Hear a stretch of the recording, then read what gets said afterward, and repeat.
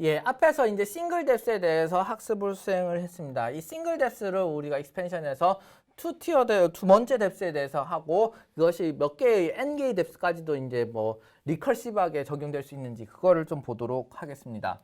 그래서 첫 번째로 우리가 에러 텀을 로스 펑션을 다음과 같이 잡아놓은 상태에서 앞에서 WJK라고 하는 첫 번째 레이어에 대해서 이제 학습을 수행하고자 할 때 다음과 같이 그레디언트를 만들었고 거기에서 또 여기서 내려오는 시그널 잘 매치되지 않는 것의 시그널을 델타 시그널로 이렇게 정의를 하였습니다. 그래서 이 델타 시그널은 어떻게 정의가 됐었냐 하면은 이 그레디언트를 체인 룰을 이용해서 해가지고 다음과 같이 정의가 된 상황이 되겠다. 그죠? 이렇게 된 상황 하에서 우리가 더 밑으로 내려가려고 하면 어떻게 되겠습니까? 일단 기본적으로는 데리버티브를 취해서 우리가 그레디언트 메소드를 쓰려고 노력을 할 것인데 근데 그 과정에서 위에 몇 개의 레이어가 쌓여도 델타 시그널이라고 하는 이 메커니즘 통해 가지고서 이 밑이 그레디언트가 계산될 수 있으면 그러면 아주 좋은 형태가 될 것입니다. 자, 그럼 일단 기본적으로 우리가 그 밑에 있는 WIJ를 이제 학습을 하려고 하는 것이니 그것을 대고 이 로스 텀에 대해서 로스 펑션에 대해서 우리가 옵티미제이션을 수행한다고 생각을 해보도록 합시다.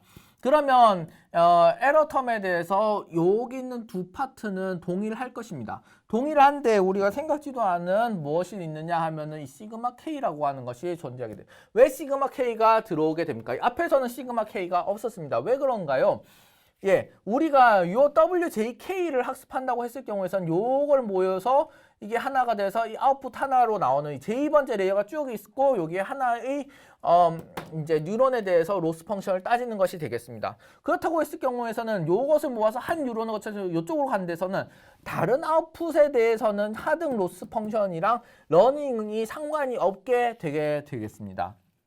어차피 딱 독립이 되어져 있으니까 그렇죠. 스트럭처상. 그런데 우리가 WIJ라는 것을 한다고 생각을 해봅시다. 그러면 여기서 뭔가 뉴런의 요 WIJ를 인풋과 리니어 커뮤니케이션에서 하나의 아웃풋, 그 다음 아웃풋 이렇게 만들어내고 요것이 여기에도 적용이 되겠지만 여기에도 적용이 되고 적용이 되고 즉 다른 K개의 아웃풋에 대해서도 우리가 적용이 되는 상황이라고 하겠습니다. 그러면은 다른 OK에 대해서도 K번째 레이어에 있는 다른 아웃풋에 대해서도 로스를 감안을 해줘야 됩니다. 그러면 그것이 이제 시그마로 이렇게 나오게 되는 것이 되겠다. 그죠?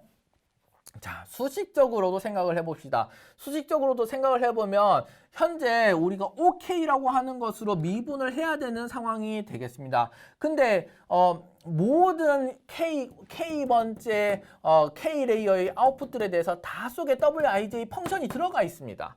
그렇게 했을 경우에서는 이것을 어떤 하나는 우리가 상관이 없으면 컨스턴트 취급 못 해준다는 것입니다. 컨스턴트 취급 못 해주는 것이니 여기는 시그마 K가 바로 밑으로 내려올 수밖에 없는 상황이 돼버리는 것이죠. 그래서 요게 이렇게 이번에는 내려오게 되게 되겠습니다.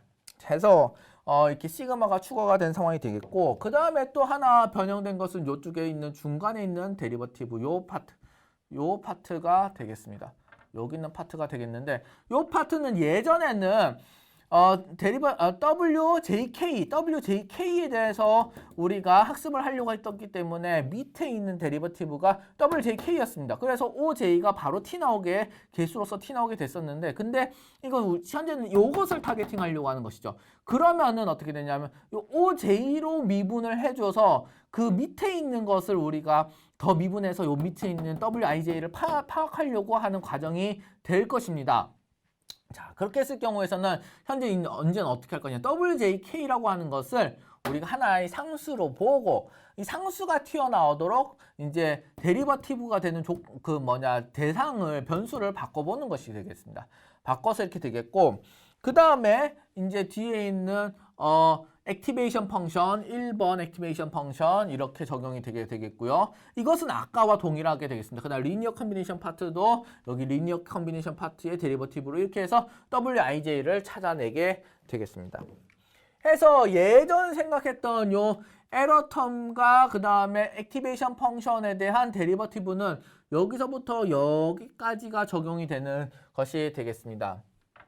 데리버티브 여기까지가 여기까지 t 나오게 되는 것이 되겠다. 그죠? 여기까지 이제 마이너스까지 t 나오게 되겠고, 요것은 앞에서 이제 델타 시그널로 잘 정의돼서 나중에 이것을 활용할 수 있지 않을까라는 기대가 되게 됩니다.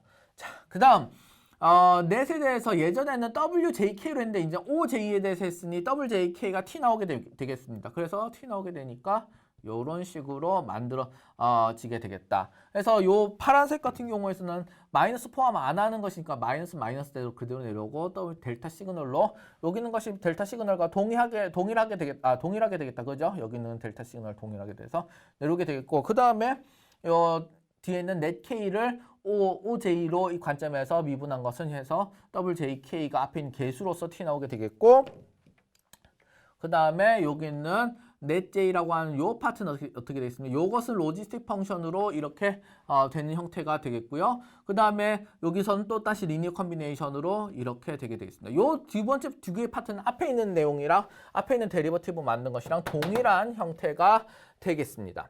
그래서 다음같이 수식을 이렇게 만들어낼 수 있었고요. 이게 데리버티브의 수식이 될 것입니다.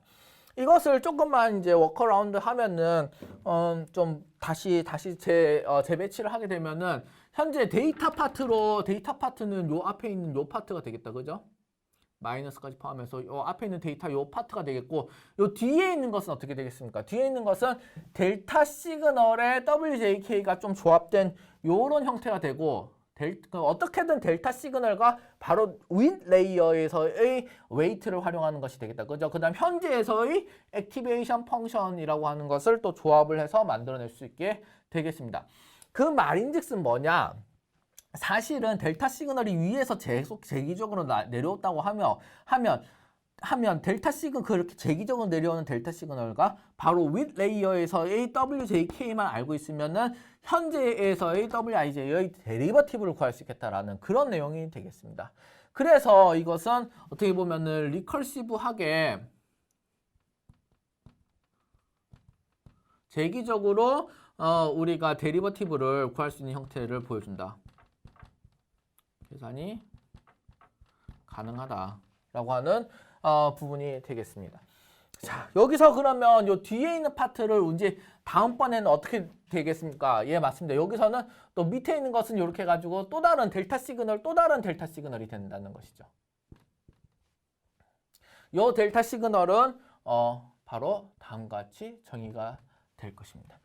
자, 이렇게 정의된 델타 시그널, 이제 더 밑으로 내려보낸 델타 시그널, 더 밑에서는 또 마찬가지로 그 델타 시그널을 여기다 대입을 해가지고서는 또 돌고 이렇게 할 수가 있는 것이 되겠죠. 자, 데리버티브를 위와 같이 만들어 놨습니다. 데리버티브를 위와 같이 만들어 놨으니 우리가 무엇을 활용할 수 있겠습니까? 예, 맞습니다. 그레디언트 디센트 할 수 있습니다. 그레디언트 디센트를 할 수 있게 되겠고, 그러면 여기 있는 그레디언트가 활용되고 이 앞에 러닝 코에피션트를 붙여서 이렇게 되겠습니다. 그러면 사실은 여기서 이제 델타 시그널이 위에서 정의한 대로 들어오게 되겠고요. 그 다음에 아웃풋 이제 데이터 정보가 앞에 조합이 되고, 그 다음 러닝 레이스 조합이 돼서 마지막으로 이렇게 되겠습니다. 자, 해서 이 델타 시그널이 요 위에 있었던 델타 시그널, 밑에 있었던 델타 시그널, 요 위에 있었던 델타 시그널 어떤 관계가 있습니까? 위에서부터 차곡차곡 델타 시그널을 계산을 해보면 그 밑에 있는 것까지도 계산을 할 수 있겠다라고 하는 것이 되겠습니다. 델타 시그널 K가 잘 계산이 되면 밑에 있는 델타 시그널 J도 잘 계산이 되는 그런 형태가 되겠습니다. 그래서 델타 시그널이 탑 레이어에서부터 거꾸로 밑으로 쭉 내려오는 그런 형태가 돼서 우리는 이 알고리즘을 무엇이라고 부르느냐? 바로 백 프로파게이션 알고리즘이라고 부르는 것이 되겠습니다. 해서 백 프로파게이션 알고리즘을 이용하면 그러면 피드포워드 뉴럴 네트워크에 대한 파라미터 학습이 가능하겠다라고 하는 것이 내용이 됩니다.